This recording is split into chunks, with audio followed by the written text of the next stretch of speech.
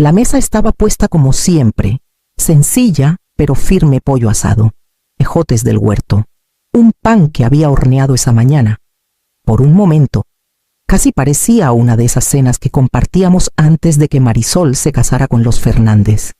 Pero el silencio en la mesa pesaba, y yo sabía que algo estaba a punto de romperse.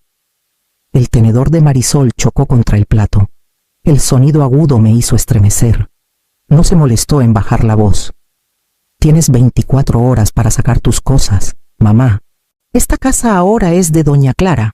Su mano golpeó la mesa con una certeza que resonó como martillo de juez. La miré por encima de los platillos que había preparado, buscando alguna señal de la niña a la que llevaba de la mano a la escuela en las mañanas frías de San Miguel de Allende. Con sus manitas abrigadas, pero en su lugar vi el rostro endurecido de una mujer que había elegido otra familia sobre la suya. Se me apretó el pecho, pero no discutí. Las palabras solo me habrían hecho parecer pequeña ante sus ojos, y me negué a darle esa satisfacción. Mantuve la mirada firme, aunque por dentro sentía que el suelo se inclinaba.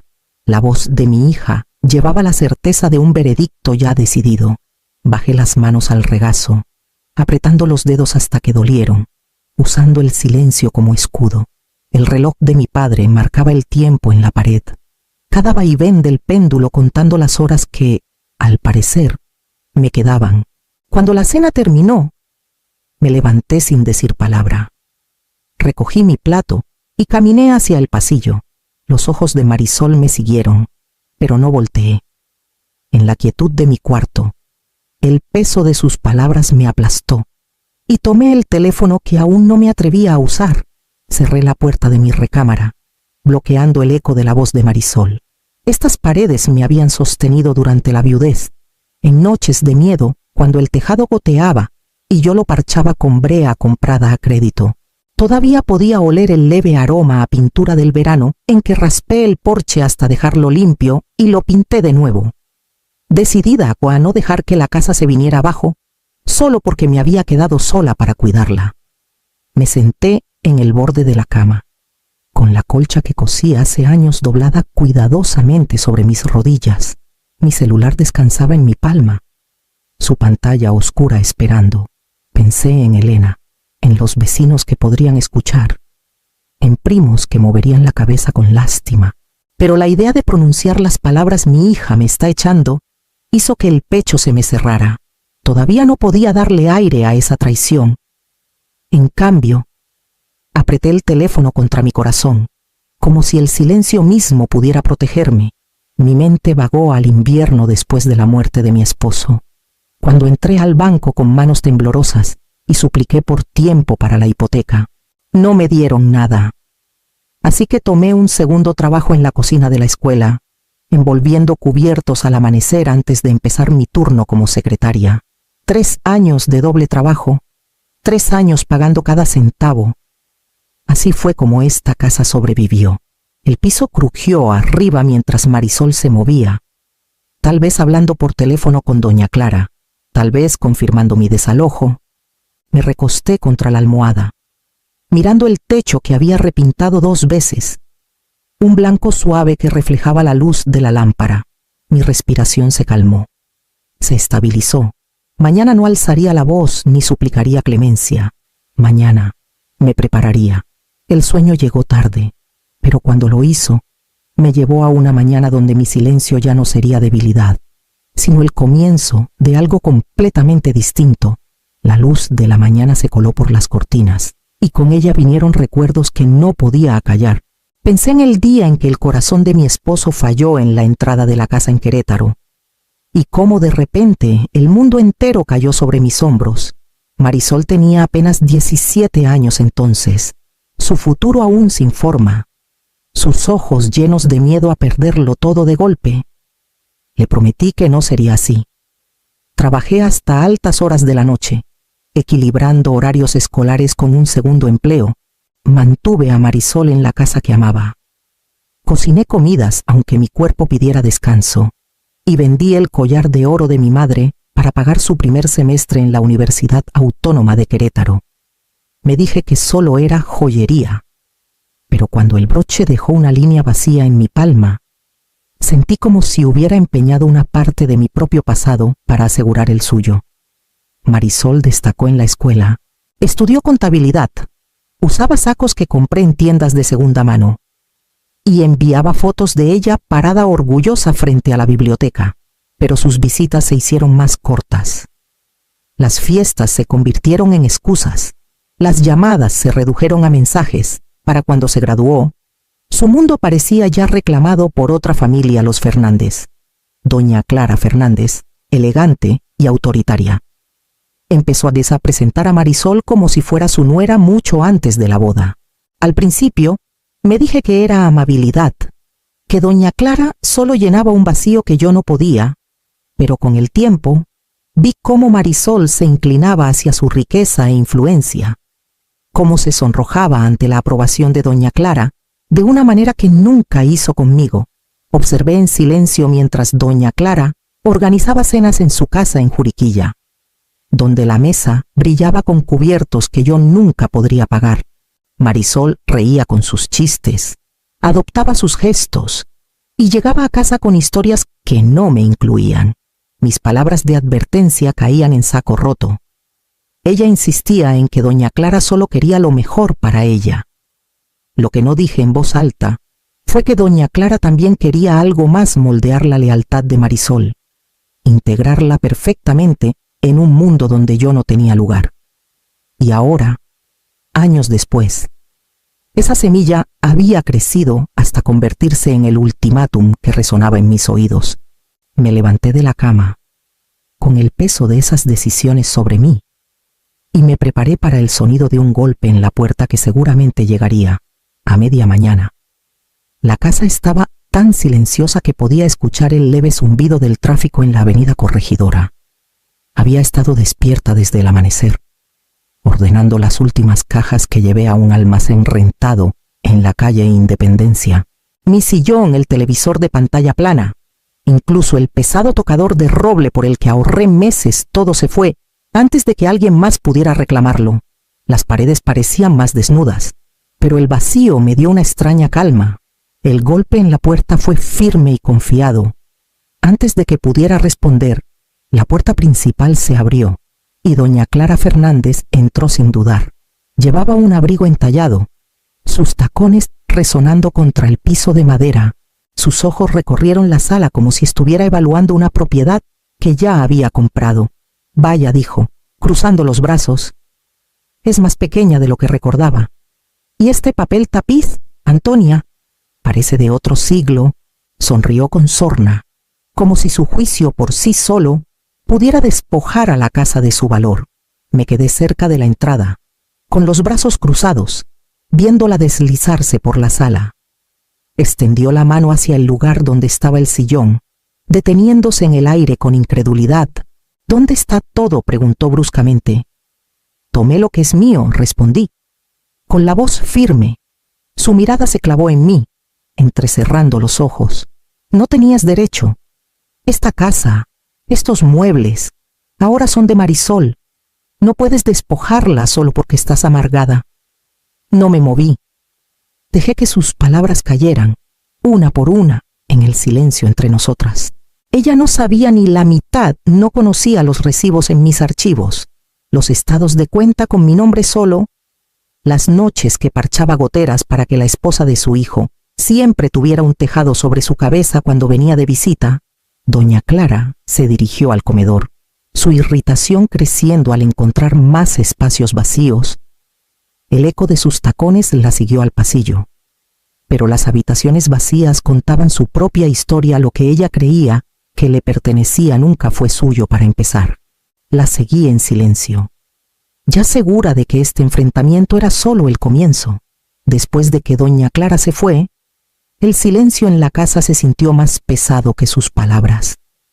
Me senté en la mesa de la cocina, mirando el pedazo de piso desnudo donde antes estaba mi sillón, y el vacío apretó mi pecho. La verdad era simple y aterradora si me obligaban a irme. No tenía un lugar seguro a donde ir. Mis ahorros eran escasos después de años de tapar agujeros financieros y cubrir los inicios de Marisol en la vida. La idea de rentar en el mercado, cada vez más caro de Querétaro, parecía imposible. Me puse el abrigo y caminé hacia el Parque Alameda Hidalgo, esperando que el aire fresco me despejara la mente. Las calles estaban bordeadas de árboles que comenzaban a cambiar de color, sus hojas amontonándose en montones que crujían bajo mis zapatos. Había caminado por estas banquetas durante décadas empujando la carriola de Marisol, cargando las compras, corriendo a casa desde el trabajo con la cena por preparar. Cada paso me recordaba que mi vida estaba tejida en este vecindario, tan permanente como las grietas en el pavimento. Pero la permanencia ahora parecía una mentira. Me imaginé empacando todo en un almacén, durmiendo en la habitación de sobra de Elena, reducida a ser una invitada en la ciudad donde había construido mi vida. Por un momento el peso de eso casi me doblegó. Imaginé rendirme, entregar las llaves, dejar que Marisol y doña Clara tuvieran lo que querían. Al menos entonces, la lucha habría terminado. Regresé a casa, con la luz tenue de la tarde, y subí las escaleras angostas al ático casi sin pensar. El polvo se adhería a las vigas, y las cajas se hundían en las esquinas. Una caja estaba apartada, con mi letra desvaída en la tapa. La abrí y encontré carpetas, recibos y un sobre marcado con la letra de mi esposo. Verlo me estabilizó. Mi miedo era real, pero también lo era el rastro de papel que probaba cada sacrificio que había hecho. Bajé la caja por las escaleras, con los brazos temblando no de debilidad, sino de algo que comenzaba a surgir. Puse la caja en la mesa del comedor y limpié una capa de polvo. Adentro estaban los fragmentos de una vida que había luchado por mantener unida, garantías de electrodomésticos ya reemplazados. Montones de recibos de reparaciones, estados de banco amarillentos, pero más al fondo, bajo carpetas atadas con ligas que se habían roto con el tiempo, había documentos que no tocaba en años. El primero fue la escritura de hace décadas, con el nombre de mi esposo y el mío. Pasé el dedo por la tinta, recordando el día en que la firmamos en la oficina del Registro Público en Querétaro, orgullosos y nerviosos, sintiendo que por fin pisábamos nuestro propio terreno. Luego vinieron recibos de tejas para el tejado, el reemplazo de un calentador y la factura de un plomero escrita con mi letra, con la nota pagado en su totalidad. Cada página era un recordatorio del dinero que había vertido en esta casa. Después de que él se fue, en el fondo descansaba un sobre dirigido a mí, con la letra cuidadosa de mi suegro. Mis manos temblaron al sacar la carta, fechada poco antes de su muerte. Era una declaración notariada que afirmaba su deseo de que la casa permaneciera a mi nombre, para proteger a Antonia y darle seguridad. Él había entendido, mejor que nadie, la fragilidad de la vida y el peso que dejaba atrás. Aplané el papel contra la mesa, con la respiración entrecortada. Durante años, creí que estaba sola defendiendo este lugar. Ahora, incluso desde la tumba, había prueba de que alguien había estado de mi lado. Tomé el teléfono y marqué a Elena. Su voz, firme y clara como siempre, fue un salvavidas. Le conté de la carta, las escrituras, los recibos. Escuchó sin interrumpir y luego dijo que iría a la oficina del Registro Público por la mañana para obtener copias oficiales. Guarda todo bien, me dijo. Si lo que tienes es válido, no pueden simplemente apartarte. Colgué y apilé los papeles cuidadosamente en la caja, con las manos más firmes que en días. Las sombras en la habitación ya no se sentían asfixiantes. Por primera vez desde que las palabras de Marisol me cortaron, sentí el comienzo de un camino hacia adelante. A la mañana siguiente, me senté en la mesa de la cocina con los papeles esparcidos frente a mí, el reloj sonando demasiado fuerte en la pared. Cuando el teléfono finalmente sonó, casi se me cae. La voz de Elena llegó clara, pero mesurada. Revisé en el Registro Público, dijo. La escritura sigue a tu nombre, Antonia. Nunca se transfirió. Legalmente, esta propiedad es tuya y de nadie más. Apoyé la mano en la mesa para estabilizarme. El alivio llegó primero. pero rápidamente fue perseguido por una oleada de enojo tan aguda que me quemó la garganta. Todo el discurso de desalojo, de la supuesta propiedad de doña Clara, no era más que aire. El ultimátum de Marisol, la entrada engreída de doña Clara, todo construido sobre mentiras. Tenían que saberlo. Susurré. Marisol debió saberlo. O se dejó creer lo que le convenía, respondió Elena suavemente. Pero la ley es clara. Tú tienes el título. Si intentan sacarte, tienes todo el derecho de pelear. Cerré los ojos, el peso de los años aplastándome. Mi hija había sido manipulada. Sí. Pero también había elegido ponerse en mi contra. La influencia de doña Clara explicaba parte. Pero el silencio de Marisol explicaba el resto. No me había defendido, porque ya no veía esta casa como mía.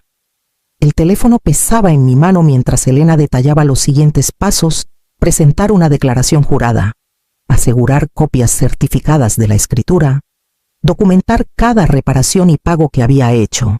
Mis notas y recibos no solo mostrarían propiedad, sino que probarían que yo había sido quien mantuvo viva esta casa. Al colgar, me levanté y organicé los papeles en montones ordenados, deslizándolos en carpetas con una precisión que me estabilizó. Mitad alivio, mitad furia, eso vivía en mí ahora. Alivio porque el fundamento era mío. Furia porque mi propia hija había intentado arrancármelo. Metí las carpetas en mi bolso y las puse junto a la puerta. La casa estaba en silencio, pero ya podía escuchar el eco de un enfrentamiento que se avecinaba. A media tarde, el ruido de una puerta de coche cerrándose llenó el driveway. Me quedé en el pasillo, con la carpeta de papeles bajo el brazo, y miré a través de la cortina de encaje mientras Marisol y doña Clara salían con cajas apiladas. El rostro de Marisol estaba tenso por la determinación. Doña Clara se movía con el aire de quien llega a recoger lo que ya posee. Esta vez no tocaron. Caminaron directo al porche, pero sus pasos vacilaron al ver el aviso pegado en la puerta principal. Un documento sellado de la oficina del registro público, preparado con la guía de Elena, declarando una acción legal pendiente para reafirmar mi propiedad. Doña Clara se inclinó, leyendo en voz alta, su voz aguda pero temblorosa. Presentado por Antonia Ramírez, única titular. Sus mejillas se encendieron. Se giró hacia Marisol. Esto es absurdo. Está blufeando. Pero las manos de Marisol temblaron alrededor de la caja que cargaba. Escaneó la página una y otra vez, su piel palideciendo. Por primera vez, su confianza se quebró. Los vecinos comenzaron a reunirse en la banqueta don Miguel de al lado, doña Rosa de enfrente, atraídos por las voces elevadas. Sus ojos iban de la indignación de doña Clara a mi postura firme en la entrada.